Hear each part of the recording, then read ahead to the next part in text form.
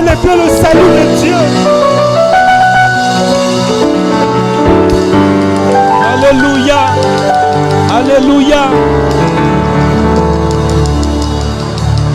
Alléluia. Merci Seigneur. Merci Seigneur. La Bible dit que même les anges désirent plonger leur regard.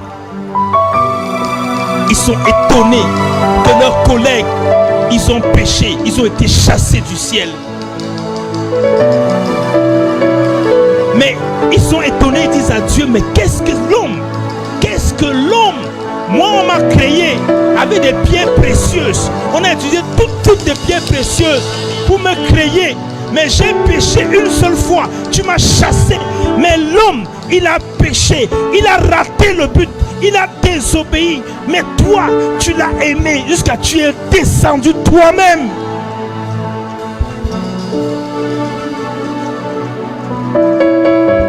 Même les anges ne comprennent, ils ne comprennent rien. La Bible dit que même les anges, c'est au-dessus d'eux. Ils n'arrivent pas à comprendre un si grand salut.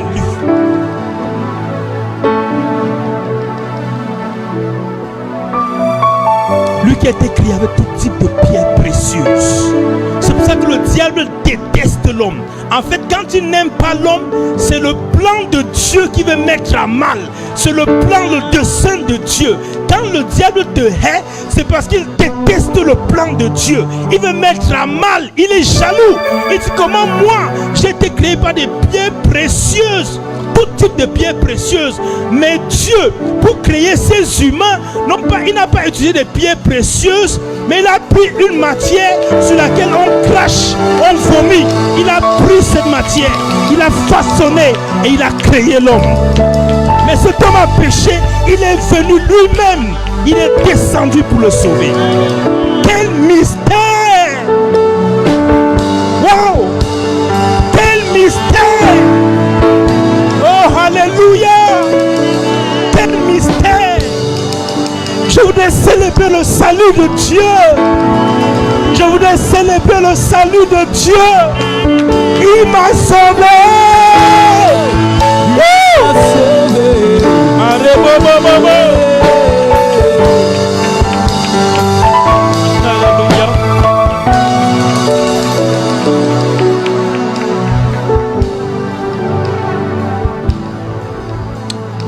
Il m'est arrivé de décevoir Dieu. Il t'est arrivé de décevoir Dieu aussi. Il t'est arrivé des choses, parfois tu te dis je ne suis plus digne. Parce que je ne sais plus s'il me regardera avec le même regard. Parce que parfois connaissant des choses comme étant mauvaises, je me suis retrouvé dans ces choses. Et je pensais que Dieu avait fini. Je pensais que Dieu avait dit point final. Mais tu sais, tu te rends compte quand tu te retrouves dans une situation où tu crois qu'on a mis un point final, que Dieu a mis un point final, les hommes ont mis un point final. Mais que Dieu vient. Mais que Dieu vient quand même. Je peux vous dire que ça touche ton âme. Dieu vient et te dit, mon fils, donne-moi la main. Donne-moi la main. Et il te relève. Ça, c'est le mystère de l'amour de Dieu qui surpasse toutes choses. C'est dans certaines situations que tu réalises l'amour de Dieu. Le salut de Dieu en Jésus. Alléluia. Alléluia. Merci beaucoup. Est-ce que toi tu peux t'asseoir là et puis tu vas rester s'il te plaît. Parce que Alléluia.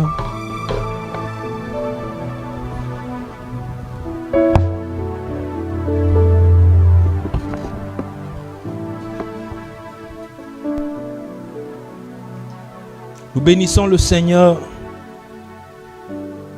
Nous bénissons ton nom, Saint-Esprit. Merci parce que tu vas nous conduire dans les profondeurs du cœur du Père. Tu vas nous révéler les profondeurs. Tu vas désengorger. Tu vas creuser, tu vas enlever, tu vas détruire, tu vas déraciner. Afin que la semence que tu as pour nous ce soir puisse porter son fruit. Dans le nom de Yeshua. Amen. Nous bénissons le Seigneur pour ce deuxième jour. Je bénis le Seigneur pour tous ceux qui sont venus. Moi, je prie vraiment pour toi ce soir. Que quelque chose se produise. Je veux prier pour toi à la fin. S'il y a une chose que tu veux voir Dieu se réaliser, Dieu, si tu veux voir Dieu manifester, je vais prier pour toi. Et tu vas témoigner. Parce que Dieu est fidèle. Alléluia. Nous bénissons le Seigneur pour ce deuxième jour. Nous bénissons le Seigneur pour ce qu'il a fait. Nous bénissons le Seigneur pour ce soir qui sera merveilleux. Alléluia. Vous savez pourquoi j'ai dit ça? Parce que j'ai confiance au Saint-Esprit. Ce n'est pas moi. Moi, je suis... Mais lui. Parce que je sais que c'est sa parole qui sort et qui ne revient pas à lui. Et je bénis aussi le Seigneur. Parce que demain on aura un merveilleux enseignement. Alléluia.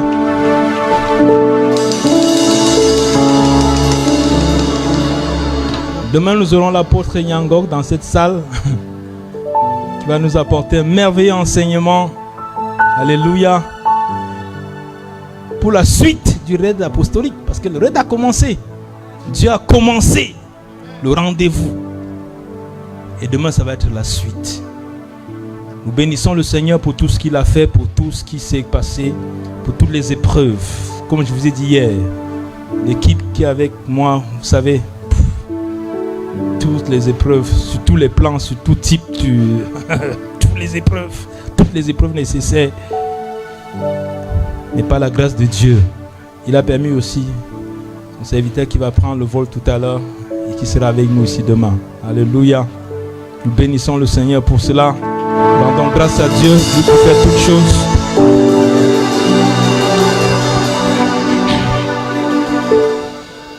Pour ceux qui étaient là hier, que ce soit la pastorale, que ce soit le soir, je vais continuer dans mon thème.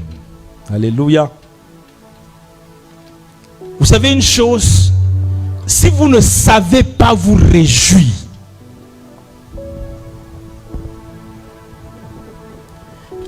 s'il y a une chose pour laquelle presque tous les jours, je mets presque parce que je ne veux pas me tromper, presque tous les jours je dis merci à Dieu quand j'ai l'occasion, c'est le sacrifice de Golgotha.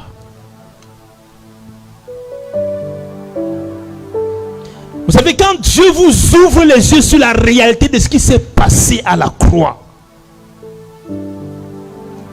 quand Dieu vous ouvre les yeux sur la réalité de ce qui s'est passé même déjà en Éden. Parce que la dernière fois, comme j'ai dit, je vais continuer. On a parlé du jardin d'Éden. Dans le jardin d'Éden,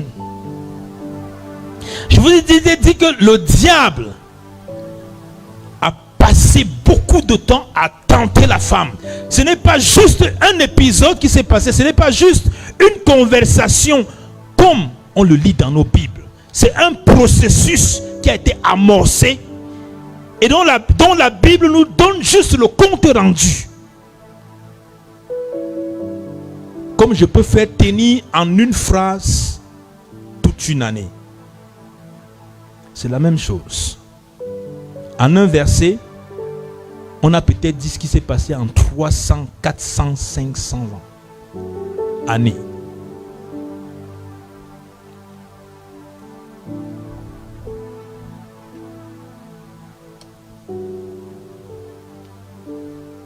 À quel règne messianique t'attends-tu?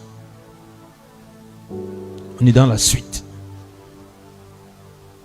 Et donc je disais, c'est un processus qui s'est passé pendant longtemps où le diable a pris toutes les facettes. Et comme je le disais à quelqu'un tout à l'heure, vous savez quand vous lisez dans la Bible, quand vous voyez la face de Dieu, En fait, c'est mal traduit. Régulièrement dans la Bible, c'est le mot panim. Panim en hébreu, c'est les visages, les faces de Dieu.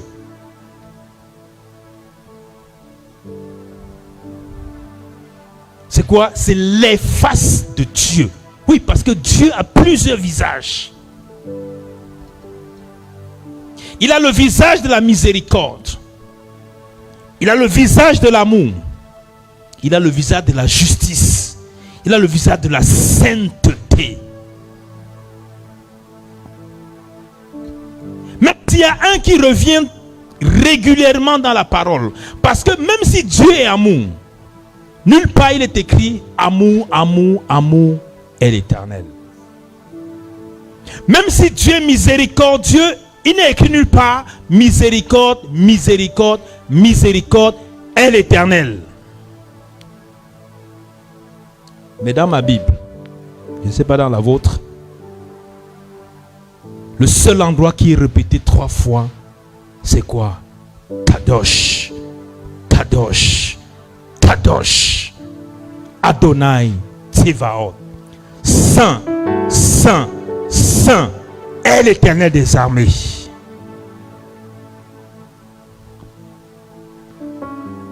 Pourquoi? Parce qu'il y a une chose avec laquelle Dieu ne peut pas transiger, c'est le mal. C'est pour ça qu'il a tout fait au travers de l'œuvre de Golgotha pour venir ôter ce mal-là dans ton cœur, dans mon cœur. Parce qu'il ne peut pas cohabiter avec le mal.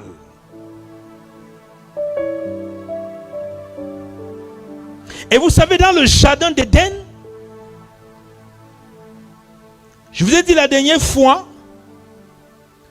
que le premier mot que le diable a prononcé dans la Bible, c'était quoi? Pour ceux qui étaient là hier.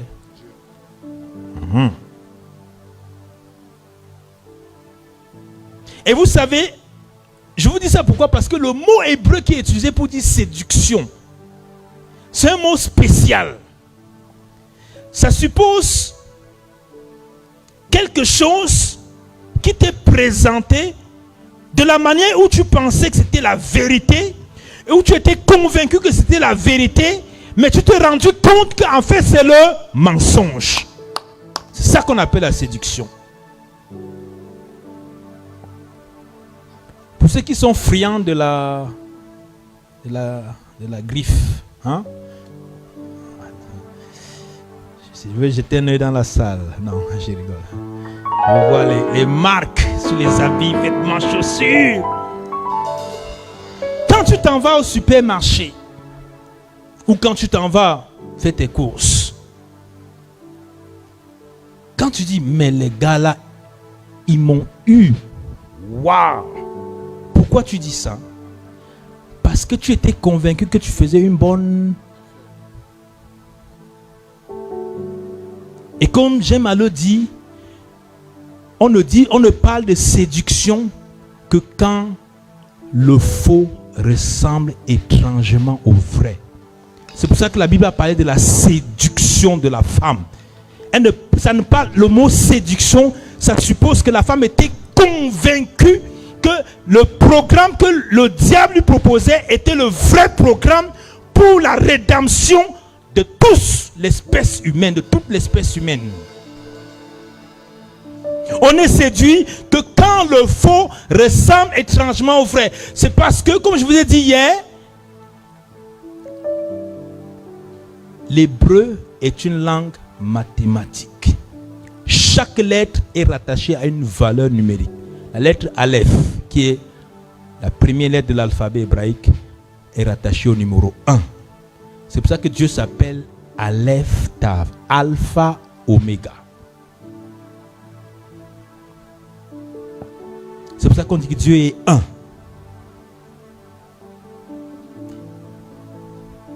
Et donc, je vous ai dit,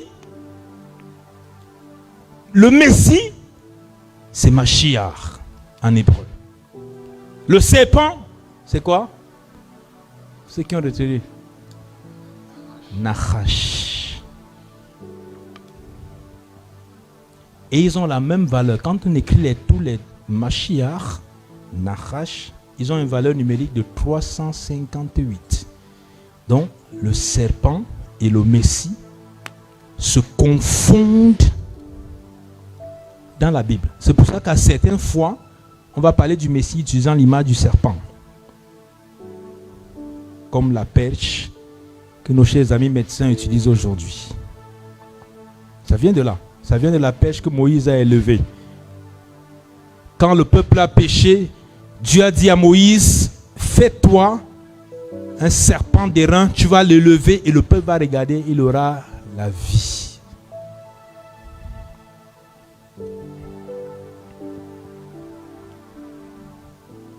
Et donc, on est séduit parce qu'on est convaincu qu'on fait une bonne affaire. Donc la femme, le diable a passé longtemps à lui proposer un programme messianique, comme je vous dis, dans lequel l'homme était au centre de tout. Du tout le dispositif. Je fais les choses que je veux, je fais les choses que j'ai envie, je fais les choses pour ma propre culture et mon propre développement. Je suis l'alpha et l'oméga du processus. Je ne considère mal que ce que mon référentiel considère comme mal. Pas une certaine parole qui vient d'un Dieu lointain, qui, quand il me dit que ce qui est mauvais ou non, je considère mal que ce que moi-même je considère comme étant mauvais. Je deviens moi-même le propre référentiel du bien et du mal. Ça, c'est le programme messianique du diable. Et je vous ai dit hier que l'humanité a souscrit à ce programme. C'est pour cela qu'aujourd'hui, quand nous regardons le monde, c'est exactement ce qui se passe. Les hommes veulent être Dieu, des dieux sans Dieu. Ils veulent être des dieux sans Dieu. Ils veulent pouvoir décider de leur futur, de ce qu'ils veulent, de ce qu'ils veulent manger, d'avec qui ils veulent se marier, de tout ce qu'ils veulent, mais pourvu qu'on n'appelle pas le nom de Dieu. Parce qu'ils ne veulent pas de cette béquille pour les faibles dans la vie. Comme ils nous appellent souvent. Oh, vous savez, moi je n'ai pas besoin de béquilles, parce que les béquilles, c'est pour ceux qui sont faibles dans la vie.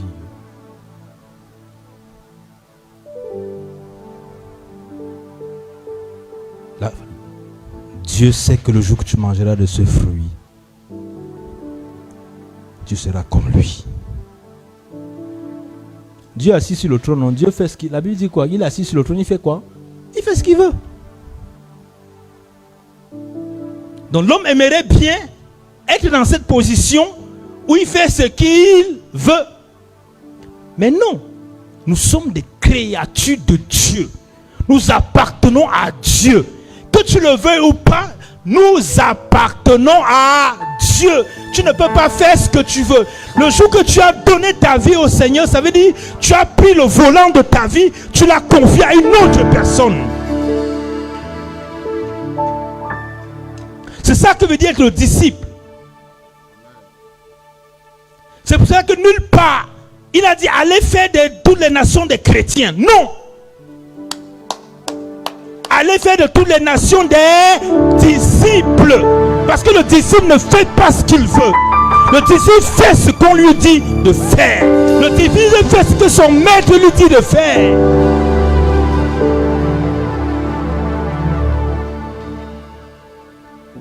On aime bien l'évangile où, oh tu sais, Dieu comprend. Hein? Dieu comprend. Dieu comprend que c'est l'hiver. Si tu passes toutes tes nuits et tes journées à dormir, bah Dieu comprend que Dieu comprend qu'il fait froid.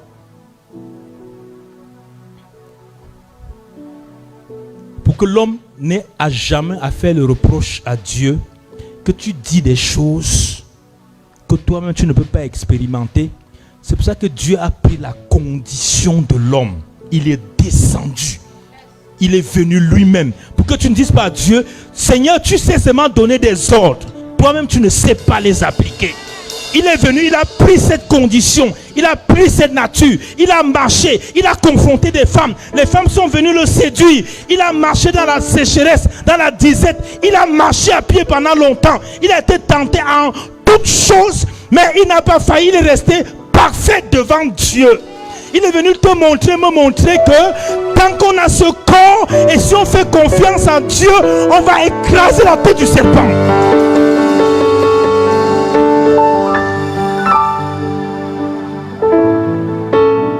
Tu ne peux pas dire à Dieu, c'est vrai Seigneur, mais les femmes elles sont jolies. Quelqu'un m'a dit ça, il m'a dit, mais les femmes sont... Mais vous vous rendez pas compte, les femmes elles sont belles. Et une m'a dit que j'ai l'impression que Dieu de jour de plus en plus, il embellit ses créatures. Il me dit, mais tu n'as pas remarqué que les femmes sont quand même devenues de plus en plus belles. On a l'impression que nous qui sommes des anciens, on a été arnaqués.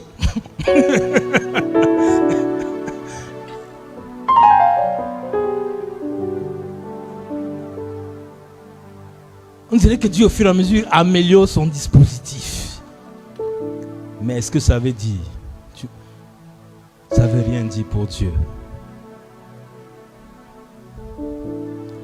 Il a été tenté en toutes choses, le Messie. En toutes choses.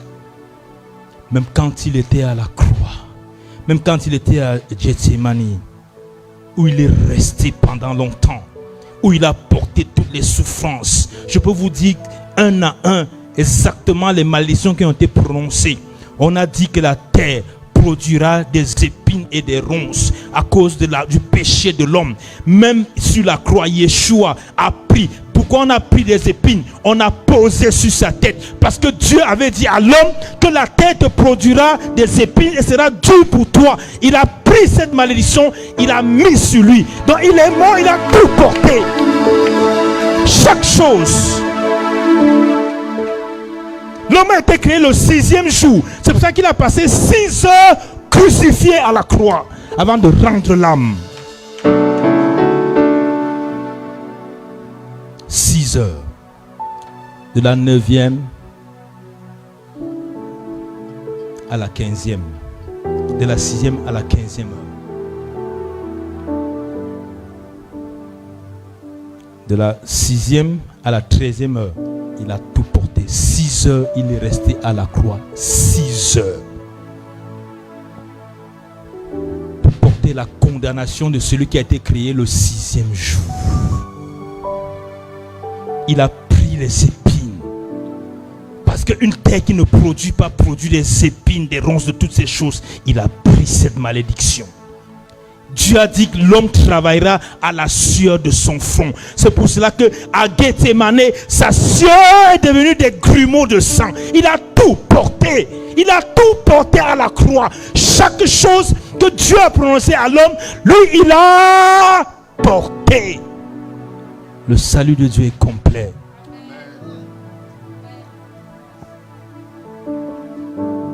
Le salut de Dieu est complet.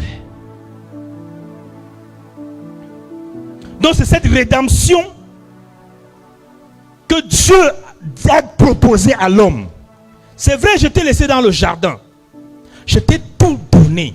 J'ai créé tout un espace paisible. J'ai tout fait pour que tu ne dises pas que ah non, le problème c'est que je n'avais pas, les fleurs n'étaient pas assez jolies. Non.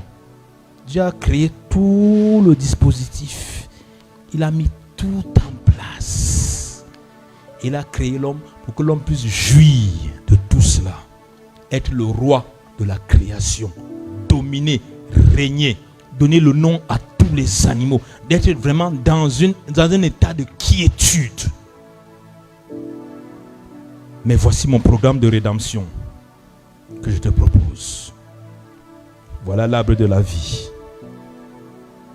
C'est celui-là que tu dois manger. Tu peux avoir accès à tout ça. Mais la seule chose, quand tu vas marcher dans le jardin, quand tu vas te réjouir de tout ce qui se passe, quand tu vas te réjouir de toute la création, quand tu vas sauter dans la création, tu vas embrasser les animaux, tu vas caresser les animaux, tout ce que tu vas faire, tu vas marcher partout, tu vas te réjouir. Mais dès que tu vas approcher l'arbre de la connaissance du bien et du mal, tu sauras que malgré tout ce que je t'ai donné, ceci est la représentation de mon autorité sur ta vie. Tu as tout cela, mais quand tu vas regarder ceci, sache que c'est l'ordre que je t'ai donné. Mais qu'est-ce que l'homme a fait? Il a souscrit au programme messianique du diable.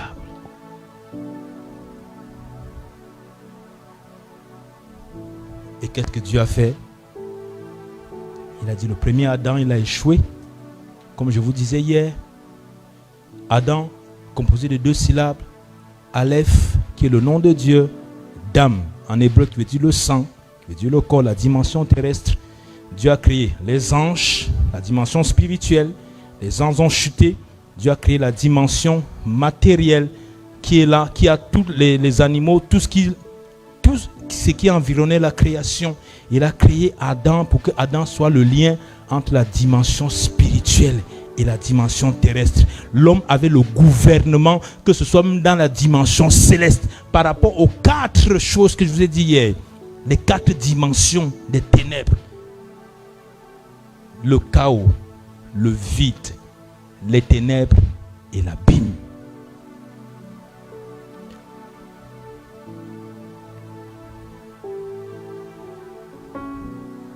Et donc, comme le premier Adam a échoué, Dieu a suscité le second Adam.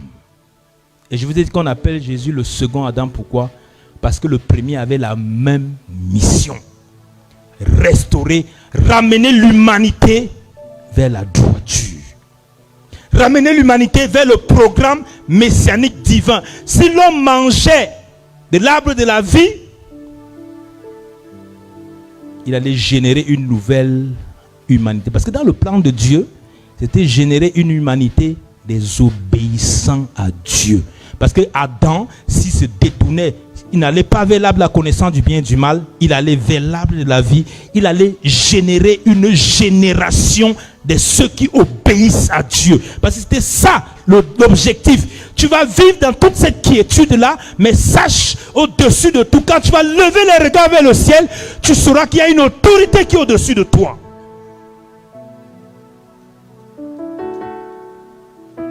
Voilà le programme messianique que Dieu proposait à l'homme.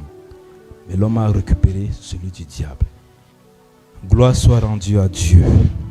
Lui qui pourvoit toujours la réponse avant que le problème soit posé.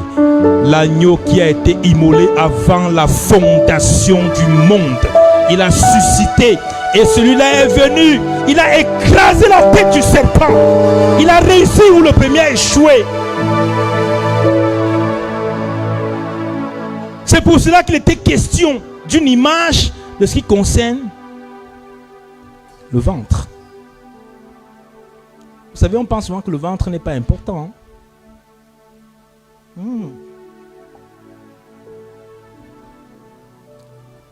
Quel est le symbole qui est utilisé par rapport au commandement que Dieu a donné au jardin d'Éden?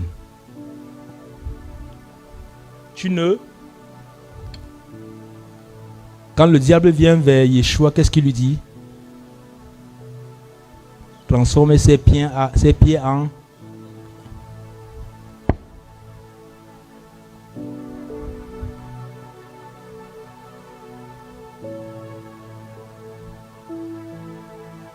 Le second a réussi la mission.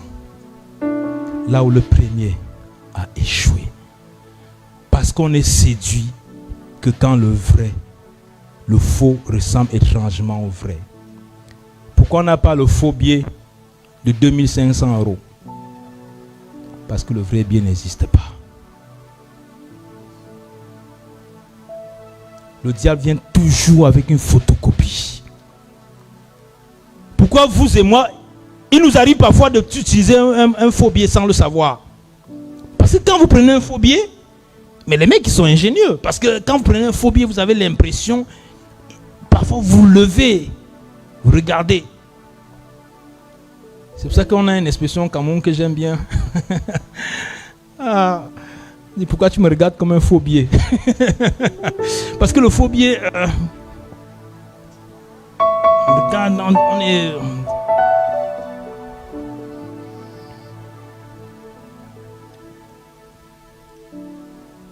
Mais quand l'humanité va grandir et que le processus sera entamé, il y a une personne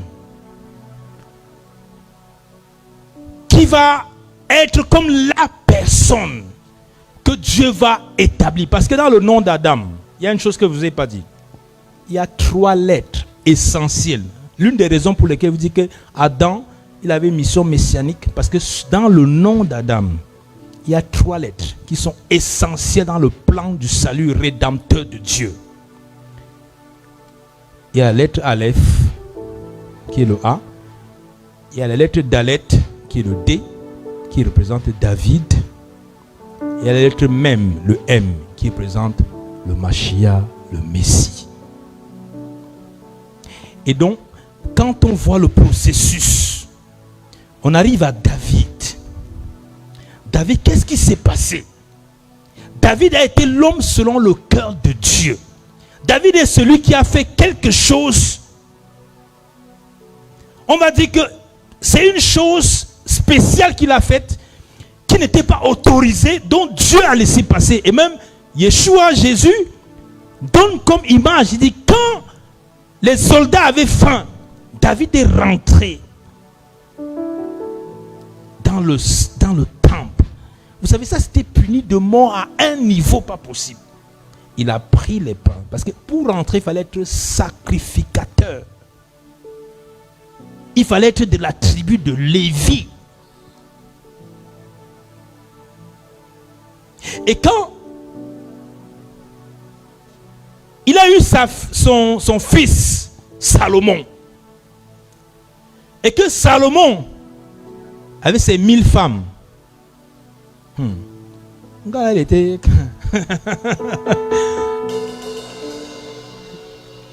j'allais dire une bêtise parce que même ma femme allait me lancer.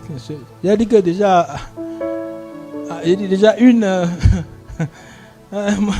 merci homme de Dieu. C'est pas moi, hein, il faut le voir à la fin. Il a dit que déjà avec une, c'est pas facile. Non, c'est une blague. Nos sœurs sont merveilleuses. Et je le dis vraiment. Et donc ces femmes ont détourné son cœur de Dieu. Et qu'est-ce qui va se passer? C'est que Dieu dit qu'il va déchirer le royaume. Et le royaume a été déchiré en 2. C'est là où il y a eu l'une des plus grandes diasporas des Hébreux. C'est à partir de ce moment-là.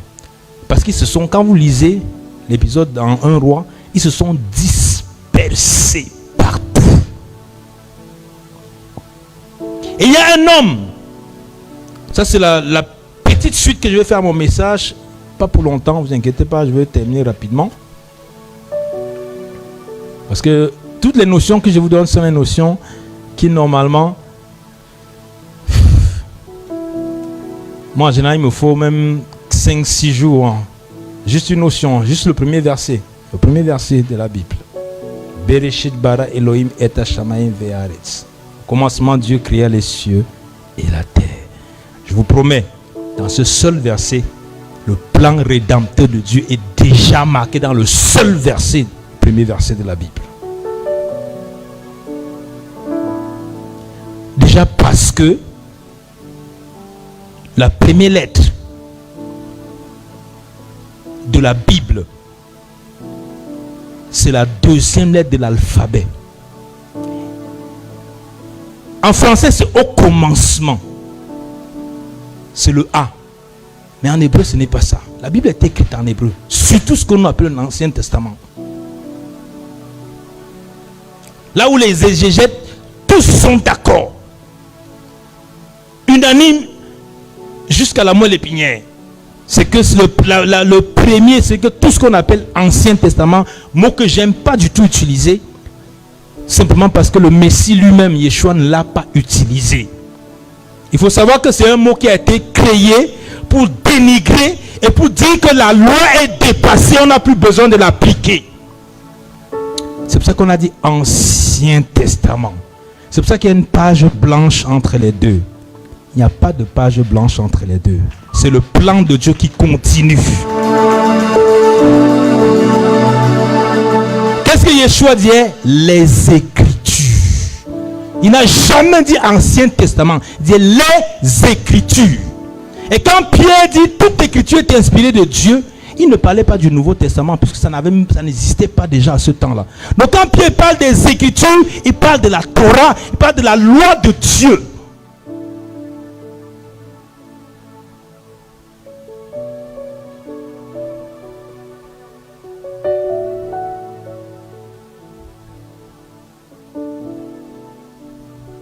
Il parle de quoi? La loi de Dieu. Vous savez, quand on ne comprend pas cela, ça permet qu'on puisse définir les choses en fonction d'une réalité, d'un paramètre ou bien d'un paradigme ou bien d'un mindset, je ne sais même pas comment l'expliquer réellement, qui n'existe pas, parce que si on ne se base pas réellement sur le contexte de ce qui est dit, on passe à côté. Donc il n'y a pas de page blanche. C'est le processus du salut de Dieu qui continue. Je reviens rapidement, comme je dis que je ne veux pas nous retenir pendant longtemps. Salomon. Revenons sur Salomon. Quand il a fait ce qu'il a fait et que les femmes ont détourné son cœur de Dieu, Dieu a déchiré le royaume. Il y a eu ces deux royaumes qui se sont dispersés. Il y a le royaume du nord et le royaume du sud. Il y a le royaume du nord, le royaume du sud. Il y a un homme dans 1 Roi chapitre 11 qui va s'appeler Jéroboam. Cet homme, il va être un instrument de destruction massive. Parce qu'il va faire quoi? Il va faire une chose qui aura un impact très négatif. Ce qui va changer le pôle d'adoration. Il va se dire, pour empêcher que le peuple aille à Jérusalem pour adorer. J'ai peur parce que le peuple risque de se détourner, aller à Jérusalem. Et comme je ne veux pas que le peuple aille à Jérusalem, je vais moi-même créer un centre de culte dans la ville. De façon que même les Lévites viendront là-bas, dont le centre du culte qui était à Jérusalem, il a déplacé. Pour empêcher que le peuple aille à Jérusalem adorer. Le péché de Jéroboam. La séduction de Jéroboam. On va lire le passage. Est-ce que quelqu'un, il y a un micro, quelqu'un peut nous lire 1 Roi chapitre 12 à partir du verset 25 verset 31. 1 Roi chapitre 12 25 à 31. Amen. 1 Roi 12 à partir du verset 25. Jéroboam bâtit Sichem sur la montagne d'Éphraïm et il y demeura. Puis il en sortit et bâtit Pénuel. Jéroboam dit en son cœur, le royaume pourrait bien maintenant retourner à la maison de David. Si ce peuple monte à Jérusalem pour faire des sacrifices dans la maison de l'Éternel, le cœur de ce peuple retournera à son Seigneur, à Roboam, roi de Juda, et ils me tueront et retourneront à Roboam, roi de Juda. Après s'être consulté, le roi fit 2 veaux d'or, et il dit au peuple, assez longtemps vous êtes monté à Jérusalem. Israël, voici ton Dieu qui t'a fait sortir du pays d'Égypte. Il plaça l'un de ses veaux à Béthel et il mit l'autre à Dan. Ce fut là une occasion de péché. Le peuple alla devant l'un des veaux jusqu'à Dan. Jéroboam fit une maison de haut lieu et il créa des sacrificateurs pris parmi tout le peuple et n'appartenant point au fils de Lévi. Il établit une fête au 8e mois, le 15e jour du mois, comme la fête qui se célébrait en Juda, et il offrit des sacrifices sur l'autel. Voici ce qu'il fit à Béthel afin que l'on sacrifie au veau qu'ils avaient fait. Il plaça à Béthel les prêtres des hauts lieux qu'il avait élevés. Verset 33. Et il monta sur l'autel qu'il avait fait à Béthel le 15e jour du 8e mois, mois qu'il avait choisi de son gré. Il fit une fête pour les enfants d'Israël et il monta sur l'autel pour brûler des parfums. Amen. Il a détourné le cœur du peuple de Jéhovah son Dieu, de Rapha, de celui qui règne au-dessus de toutes choses. Est-ce que tu peux de ce chant, s'il te plaît? J'aimerais que on prenne un instant avant de terminer cela, que nous puissions, que dans ton cœur tu puisses te dire, vous savez, les choses qui ont séduit Jéroboam, c'est déjà premièrement, il a voulu se substituer. Dieu avait dit que ce n'est que les Lévites qui sont considérés comme ceux qui doivent travailler sur tout ce qui concerne le sacerdoce.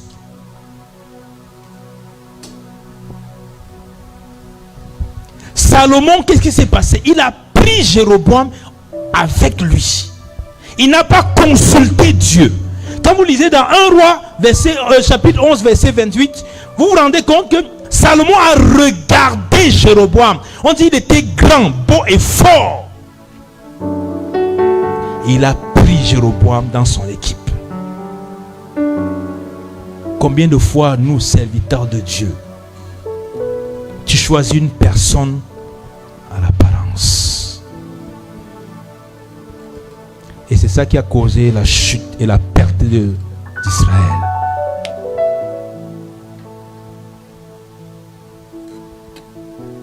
Vous savez, David était quelqu'un qui n'était pas aimé de son père. Parce que si tu aimes ton enfant, tu ne vas pas prendre le plus petit, tu l'envoies à la forêt la nuit pour pouvoir garder les animaux. Non, tu prends ceux qui sont les aînés, qui peuvent se défendre, pas le plus petit de tes enfants. Il envoie à l'abattoir. Quand David dit qu'il y avait des lions, vous pensez que le papa ne savait pas que c'était dangereux? Il savait que c'était dangereux.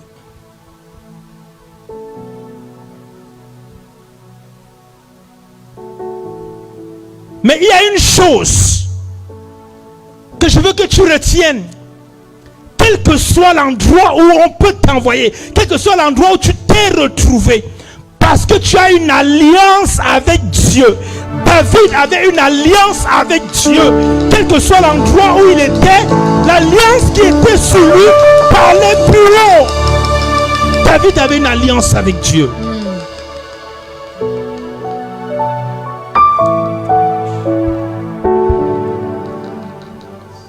Vous savez, David était probablement un fils né de l'adultère. Un bâtard, s'il faut parler vulgairement.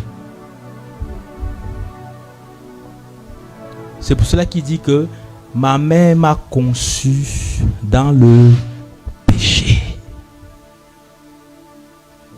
Dans le psaume 51, quand il se répand, il dit, je suis né dans le péché.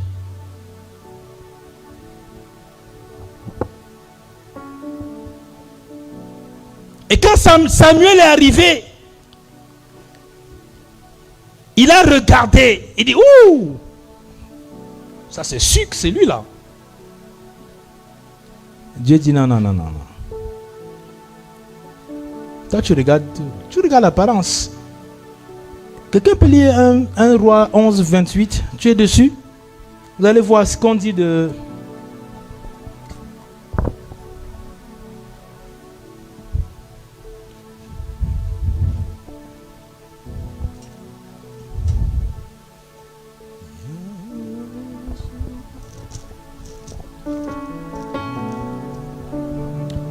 1 Roi 11, verset 28, la Bible dit « Jéroboam était fort et vaillant, et Salomon, ayant vu ce jeune homme à l'œuvre, lui donna la surveillance de tous les gens de corvée de la maison de Joseph. »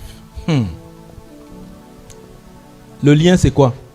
Il a vu et il a confié. Il a vu et il a confié.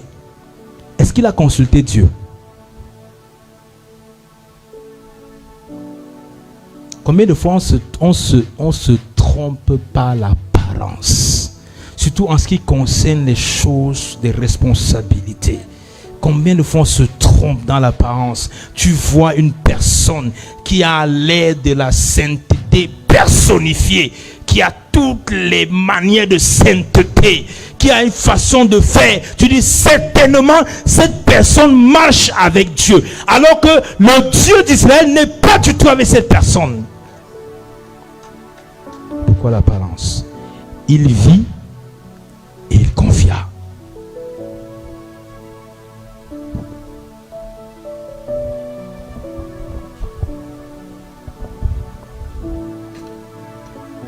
Alléluia.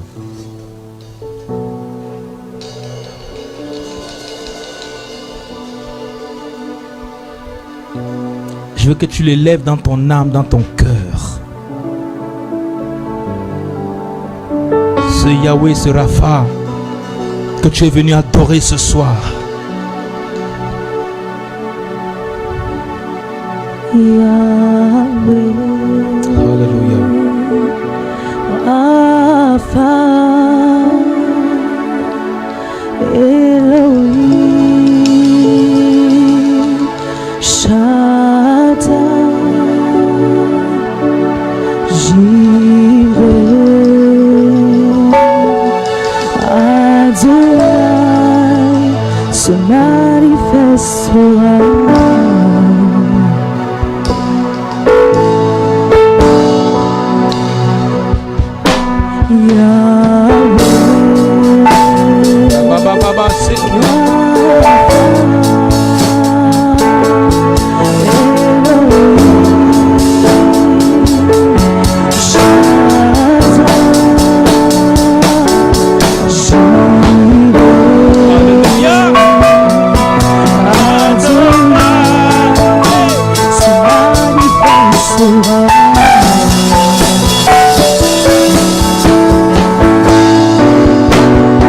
Est-ce que tu peux te lever? Attends celui qui est sur notre champ.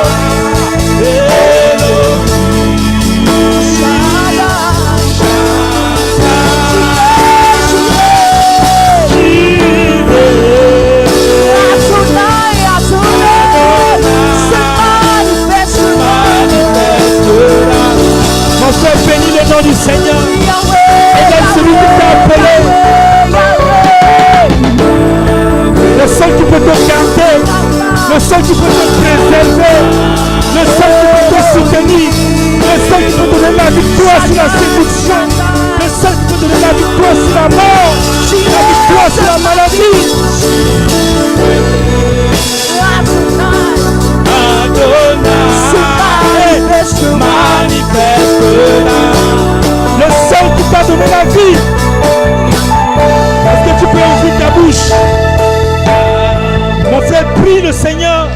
Dis Seigneur, soutiens-moi. La Bible dit que dans les derniers temps, la séduction va grandir. Je voudrais que tu ouvres ta bouche, tu pries le Seigneur. Tu dis Seigneur, tiens-moi dans cette génération. Préserve-moi, Seigneur. Si tu n'es pas avec moi, je ne peux pas, Seigneur. Toi, tu es le seul qui est capable de me soutenir. Tu es le seul qui est capable de me donner la victoire sur la séduction. Tu es le seul qui est capable de me donner la victoire sur les œuvres des ténèbres. Tu es le seul qui est capable de me faire arriver jusqu'au bout. Il a dit celui qui persévérera jusqu'à la fin, jusqu'à la fin, jusqu'à la fin sera sauvé. Mama Bobos. Il est le seul qui peut te garder. Ce n'est pas par ta force. Ce n'est pas par ta force. Ce n'est pas par ma force. Mais c'est par l'esprit. L'esprit de Yahweh. Oh Yahweh. Rapha.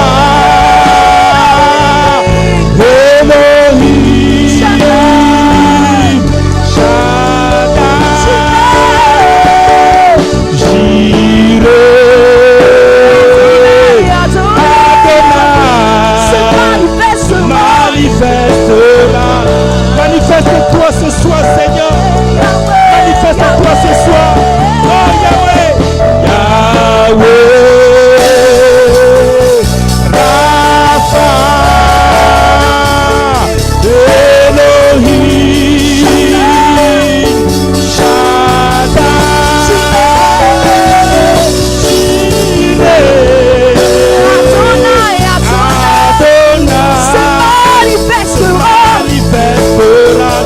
Tu es venu ce soir pour voir Dieu, mon frère. Ne rentre pas ce soir sans l'avoir vu. Tu es venu voir Dieu ce soir. Tu es venu voir celui qui est sur le trône. Tu es venu appeler, invoquer celui qui peut te délivrer de cette situation. Je prie pour toi qui es venu ce soir, quelle que soit la situation, même si les médecins ont dit impossible, même si on a dit impossible, même si on a dit dans ta famille, tout le monde ne traverse pas 50 ans, même si on a dit dans ta famille, tout le monde meurt par telle maladie, je suis venu te dire ce soir que Yahweh se manifestera, que le Dieu d'Israël se manifestera. Il est sur le trône, il a le dernier mot dans ta vie. Refuse le diagnostic des médecins, refuse le diagnostic de tes ennemis. Non, tu ne mourras pas.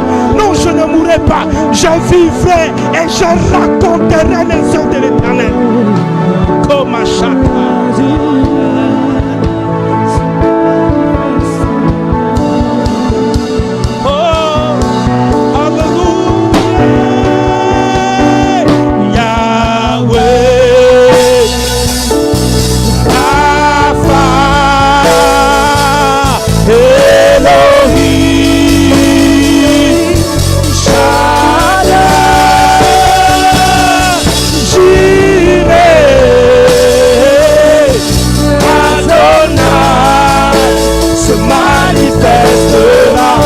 manifeste ce soir, il se manifeste ce soir. Oh Yahweh se manifeste. Yahweh, Rapha, Elohim, Shaddai, Jireh, oh Adonai se manifeste.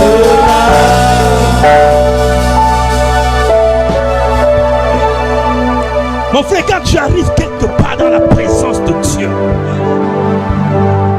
tu ne te dis pas c'est pendant la louange, pendant l'adoration, pendant le message, ou pendant la présence de X, Y ou Z. Tu t'attends à Dieu. Tu t'attends à Dieu. Je crois que si tu es venu ce soir, c'est parce que tu t'attends à Dieu. Parce que tu es fatigué de voir les ténèbres monter. Tu es fatigué de voir les faux docteurs, les faux prophètes, les faux pasteurs, les faux docteurs mobiliser le pupitre pour vomir le venin du serpent. et que tu veux voir le Dieu de la Bible. Yes. Que tu veux voir le Dieu de la Bible.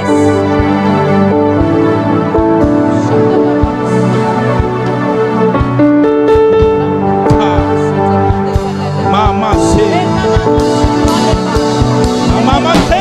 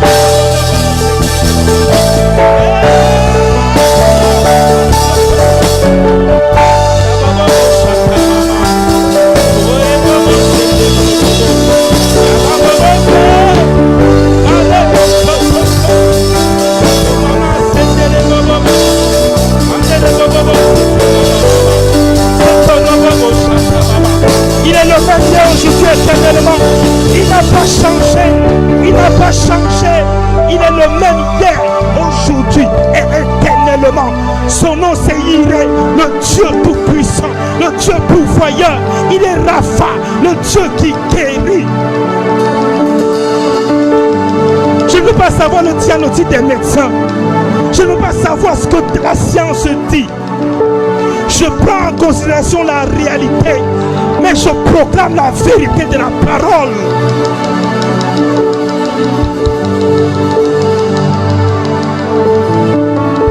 Quel que soit le décret qu'on a dit sur ta vie, par l'autorité de celui qui est assis sur le trône, je révoque ce décret et je l'annule au nom de Yeshua.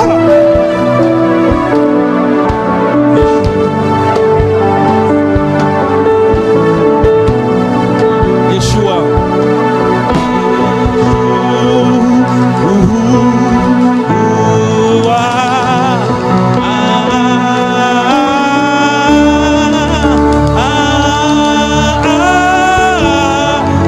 Invoquera le nom du Seigneur sera sauvé. Quelle que soit la situation dans laquelle il sera, celui qui invoquera le nom du Seigneur sera sauvé. Nous ne sommes pas là pour créer une atmosphère, mais nous sommes là pour invoquer celui qui est assis sur le trône.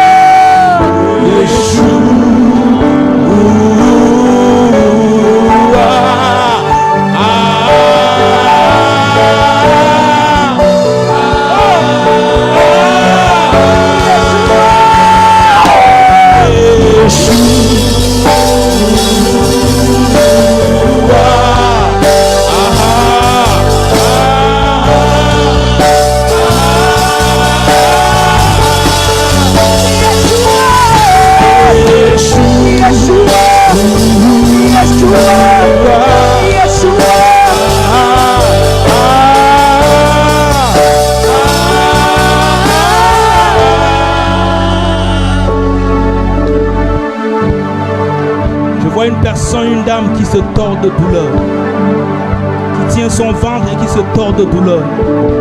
Si c'est toi, que tu sois ici ou que tu sois connecté, je déclare par la puissance, quel que soit ce qu'on a noué pour empêcher, pour bloquer ton sang, par l'autorité de celui qui est sur le trône, je délie cela maintenant, je détruis cela maintenant.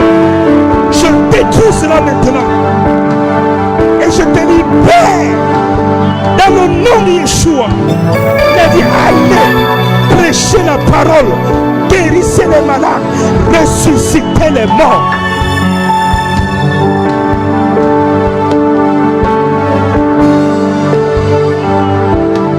Quel que soit le cercueil dans lequel on t'a mis, ce soir, je proclame la puissance de la résurrection, la puissance de la résurrection, la puissance de la résurrection, la puissance de la résurrection.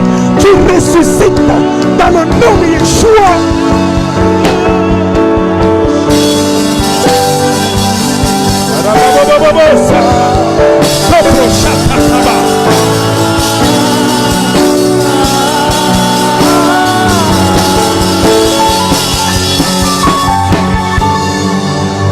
ce soir, il y a une personne. Dieu t'appelle. Tu t'es bagarré, tu as bagarré, tu résistes. Je te vois résister. Je te vois résister. Si tu sais que tu es concerné, je veux que tu viennes ici devant. Pour que Dieu, celui qui t'a appelé, tu as tellement donné des excuses. Tellement tu t'es excusé. Tellement tu as trouvé des circonstances à cet appel. Mais ce soir, entends l'appel de Dieu. Ne résiste pas à l'appel de Dieu. Je veux que tu avances ici. Si tu es dans cette salle, que tu avances ici. Que si tu es en ligne, tu te signales. Et tu donnes ton prénom pour qu'on puisse prier pour toi. Je te vois te débattre, résister. Je te vois te débattre et résister. Mais ce soir, Dieu t'appelle.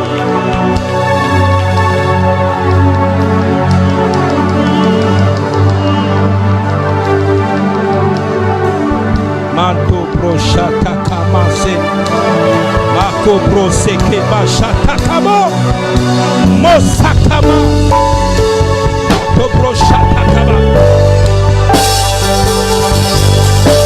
Père, dans le nom de Yeshua,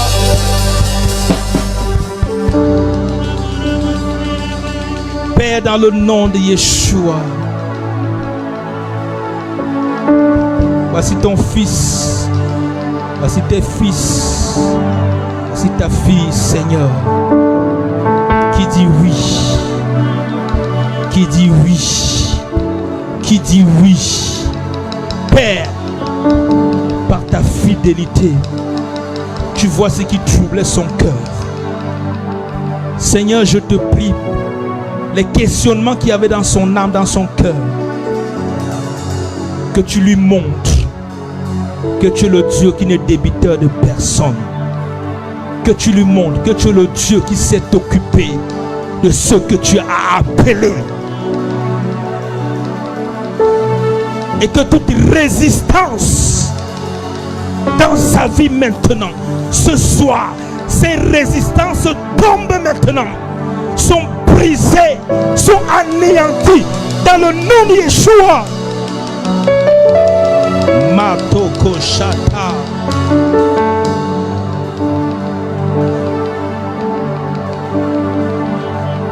Il est maman mazende Alléluia. Alléluia. Je ne sais pas s'il y a quelqu'un d'entre vous qui veut dire quelque chose. Je le sens dans mon cœur. Vous allez. Est-ce qu'il y a quelqu'un qui veut dire quelque chose? C'est comme vous voulez.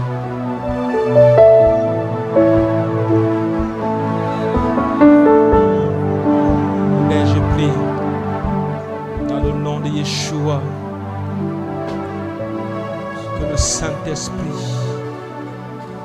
Est-ce qu'il y a quelqu'un qui veut dire quelque chose?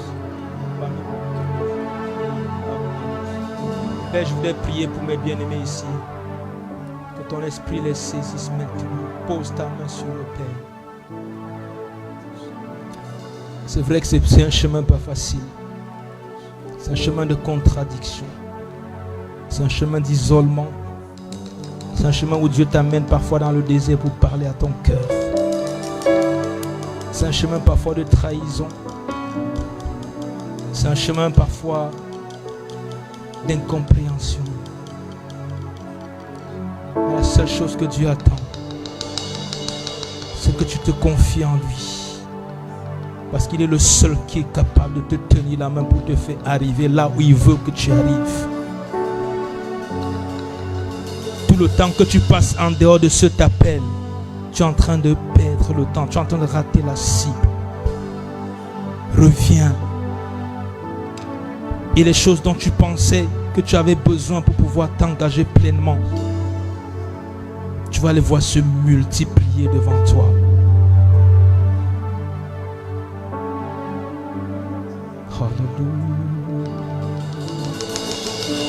Hallelujah. Yeshua.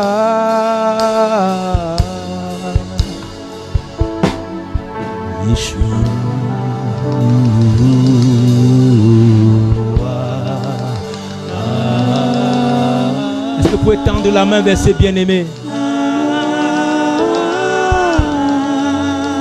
Je ressens dans mon esprit comme si vous êtes entouré, un peu comme un père qui s'efforce son enfant dans ses bras.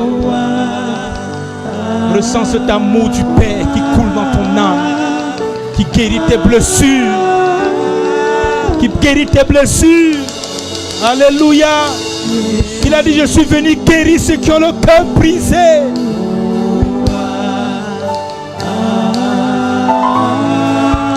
Non, ce n'est pas Dieu qui était responsable de cette blessure, mais il te guérit quand même. Il te guérit ce soir. Il te guérit. Guéris ton âme.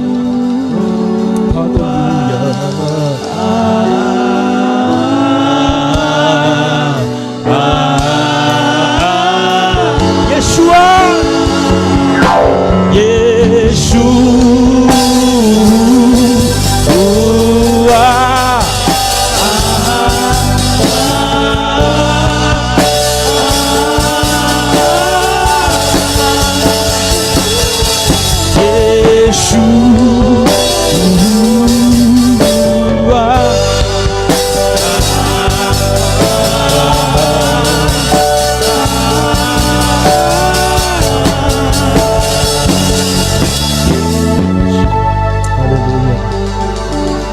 Alléluia. Toi qui es venu ce soir, j'aimerais que tu lèves le regard vers l'Éternel. J'aimerais que tu penses à une situation. Cette situation qui te semble impossible. Pas parce que c'est moi, mais parce que tu crois au Dieu des impossibilités. Et ce soir, avec l'autorité de Dieu, je déclare que cette situation est résolue dans le nom de Yeshua. Si c'est une maladie, elle te quitte maintenant. Elle disparaît de ton corps.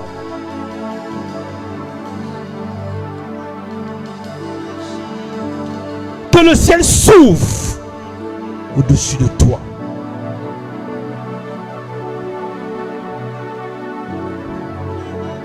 À partir de maintenant, le ciel va cesser d'être des reins sur ta vie, mon frère. Le ciel va cesser d'être des reins. Ça va être un ciel favorable. Parce que tu as dit oui. Le ciel sera favorable. Parce que tu as dit oui.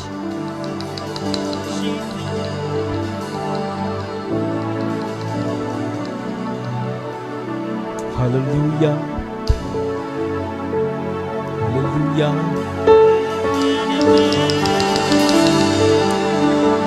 Vous pouvez vous asseoir.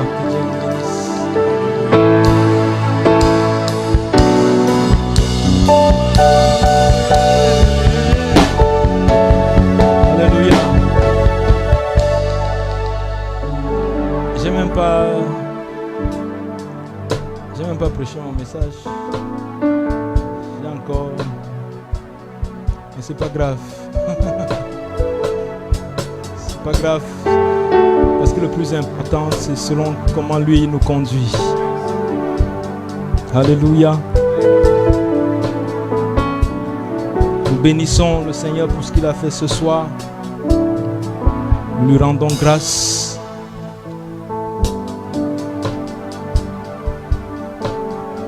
Et nous le disons, rendez-vous demain à partir de 10h avec la pause. À partir d'ici là, je peux voir le sourire de Ornella.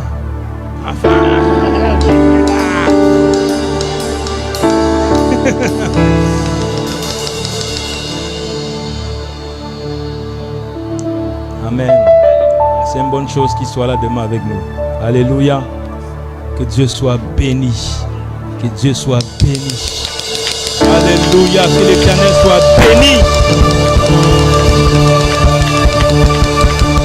Que l'Éternel soit béni. Et donc nous bénissons, nous disons simplement à ceux qui sont encore connectés, ceux qui sont connectés, demain, si tu es en région parisienne, sois là ce soir là ici. Alléluia. Il me pose la question si on va même faire le direct. Parce que vous savez que le direct, c'est une chose qui a fait en sorte que les gens sont maintenant habitués au virtuel. C'est-à-dire sur le canapé avec le thé, avec la couverture, avec YouTube, machin. Je me demande si on ne va pas stopper le streaming pour faire que du live ici.